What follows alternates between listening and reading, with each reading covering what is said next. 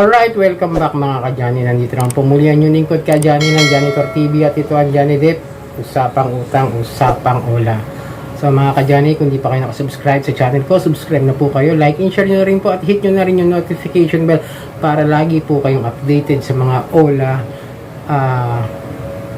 events na ginagawa natin at mga review ng mga kung ano-ano unfair debt collections na ginagawa ng mga online lending na po ito. So yun mga ka-Johnny, share ko lang, no?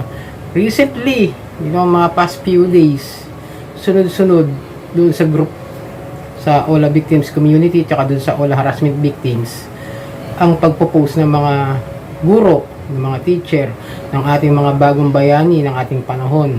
Alam niyo naman ang mga guro natin hindi naman talaga ganoon kalakihan ang sahod o yung sweldo nila buwan-buwan. Talagang siguro pinagkakasya lang, lalo na kung mga teachers na ito ay mga nangungupahan lang at may mga iba pang gastusin sa kanilang pamumuhay, sa kanilang pangangailangan sa araw-araw mga ka-Johnny. So yun mga ka-Johnny, no? Dahil nga sunod-sunod yung mga nagpo-post ng mga teacher, may i-share din po ako sa inyo na meron din po ako mga naging lumapit sa akin, humingi ng payo, advice, tsaka ng mga kung anong dapat gawin sa kanilang mga online lending. Then meron ako nakausap na isa, talagang grabe rin yung trauma na inabot niya. Talagang nagsisisi daw siya talaga. Nag-deactivate na siya ngayon mga ka-Johnny. Wala na rin ako masyadong balita. Dahil yun ang pinayo ko sa kanya. Dahil nagpo-post na raw po doon sa FB page ng kanilang school. Siyempre bilang pribadong tao hindi ko na sasabihin kung school yan. Dahil siyempre kailangan yun, privacy niya yun at kailangan niyang itago ang kanyang sarili. Pero siyempre sinabi naman niya sa akin, pero noong time na yun, talagang sobrang depressed niya nung kinakausap niya ako dahil dati nga pa ako siya napupuntahan, nagko-comment sa FB page ng school at kino-contact yung mga co-teacher, yung mga kasama yan na i-report daw siya sa higher education, yung Commission on Higher Education, sa DepEd, sa kung anong region siya nakasakop mga ka-Johnny. Siyempre yung ating kawawang guro ay talagang traumatized, hindi niya alam ang gagawin niya.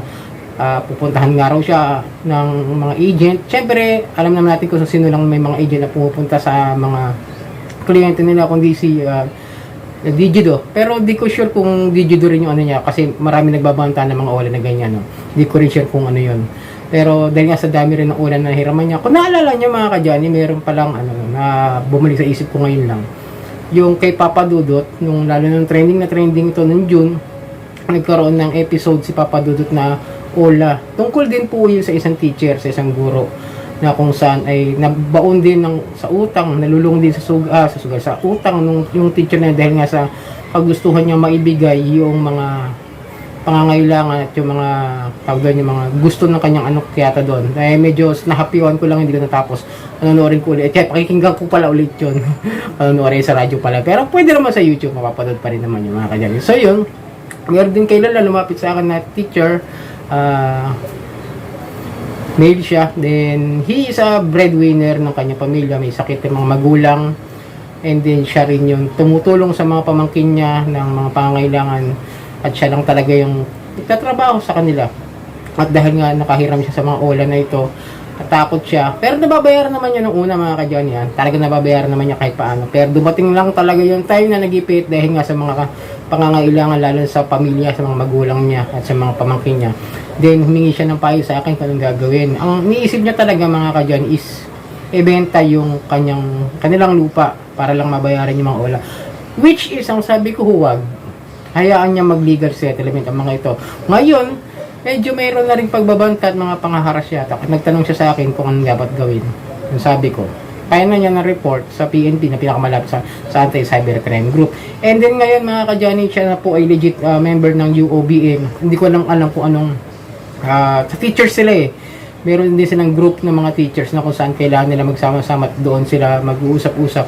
Doon ko siya ibinigay na kay Ma'am Kikay, kaya pina-forward ko siya doon. Kaya para doon siya ngayon, baka akatid siya, pero paminsan-minsan nakakapag-chat pa rin naman kami mga kayan. Ngayon okay na po siya, dermatology na lang po ginagawa niya. Kasi nga sabi ko sa inyo, nilipas siyang mga stress ninyo, depressed ninyo, anxieties ninyo, frustrations nyo about sa OLA. Pero nakakalungkot lang na dapat talaga mas mabigat na yung parusa sa mga online lending na ito. Kaya nga sabi ko sa inyo, I don't promote OLA. because of this kind of harassment, of this kind of unfair debt collection practices. At ito nga nung mga kadyanin, dapat nga maipasa na ni Senator Win Gatchalian yung Bill number 88 or the Fair Debt Collection Practices. Ito provides that debt collector shall not engage in any conduct to harass, oppress, or abuse any debtor in the collection of a debt under the bill. Prohibited measures in relation to the collection of debt include the use of threat of violence, use obscene or profane language, and the disclosure, publication, or posting of borrower's name. So ito ang kasunod niyan mga kaibigan. Kailangan niyang amyendahan yung Republic Act number 4670 na Magna Carta for Public School Teachers. Kumbaga, kailangan niyang amyendahan, baguhin para mas maidagdag yung karapatan lalo ng mga teacher natin na nagbibiktima ng mga online lending apps na ito, ng harassments nila, mga kajani.